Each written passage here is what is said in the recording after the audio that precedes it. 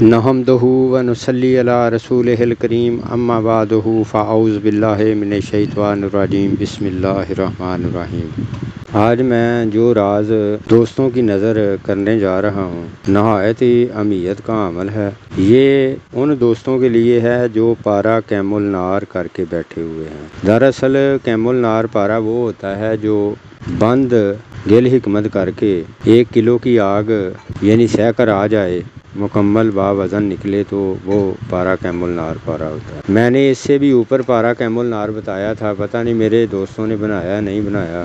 میں نے کہا تھا نسخہ میں نے دیا ہوا ہے اپنے چینل پہ، 100% پارا کیم النار ہوتا ہے اور نکلتا بھی ہے، خرچہ بھی اس میں کم ہوتا ہے اور قدرتی قیم ہوتا ہے۔ میں نے ابرک سے پارا نکالنے کا، لرزہ پارا نکالنے کا نسخہ دیا ہوا تھا۔ تو چلو خیر، اگر کسی نے قیم کیا ہوا ہے پارا تو اس کے لیے سمجھ لو کہ اس کے وارے نیارے ہیں۔ سماب قائم 3 ماشا لے لیں، لے کے اس کو تیزاب فروکی 2 تولہ تیزاب فروکی لے کے اس میں ڈال دیں اور اس کو آگ پہ رکھ کے گرم کریں۔ جب یہ پارا آپ کا حل ہو جائے تو آپ نے اس میں ہڑتال ورقیہ، سمل فار زرد، یہ دونوں چیزیں 3 ماشا بریک کر کے ڈال دیں، اور جب یہ مکھن کی طرح آپ کا موا پارا مکھن کی طرح بن جائے تو اس کو آگ سے اتار کے ٹھنڈا کریں اور اس کو ڈبیا میں محفوظ کر لیں۔ بس یہ آپ کی اکسیر ہے۔ اب اس سے کام ایسے لینا ہے کہ آپ نے جس آدھ پاؤ لے کر اس کو پگلا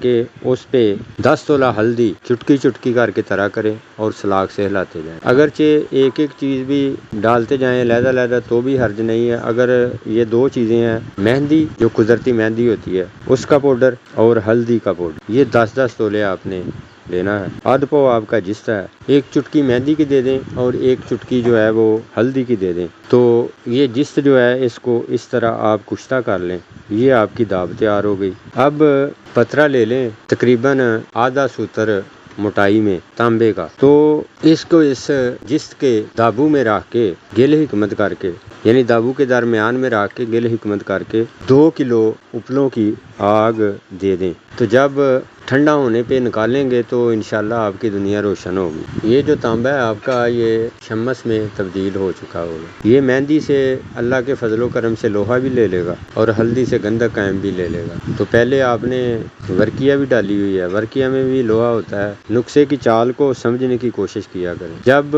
انسان شناس کر لیتا ہے کسی چیز کی، شناسی اس کو بولتے ہیں جو شناس رکھتا ہو، چیزوں کی تاثیر اور اس کے اندرونی اوصاف کو جانتا ہو کہ اس کے اندر کیا صفتیں ہیں، تو پھر ایسا سمجھ لیں کہ آدمی جو ہے وہ بالکل قریب ہوتا ہے کامیابی کے۔ میاں صاحب فرماتے ہیں ہمت ہار نہ مردہ مولے، مت کوئی کہے نہ مردہ، ہمت نال لبے جس لوڑیں تے پائے باج نہ مردہ۔ ہم نے بھی بہت دھکے کھائے ہوئے ہیں، بہت تکلیفیں برداشت کی ہیں، دل کو صدمہ بھی بہت بار پہنچا، لیکن آخرکار اللہ کی ذات جو ہے وہ انسان کا رستہ سیدھا کرنے والی ہے۔ تو آپ بھی کوشش کریں، انشاءاللہ اللہ پاک فضل کرے گا۔ اس کی رحمت سے بے امید نہیں ہونا چاہیے۔ میری طرف سے تمام میرے بھائیوں کو السلام علیکم، دعاؤں میں یاد رکھیں۔ ملتے ہیں انشاءاللہ اگلی ویڈیو میں، تب تک کے لیے میری طرف سے خدا حافظ۔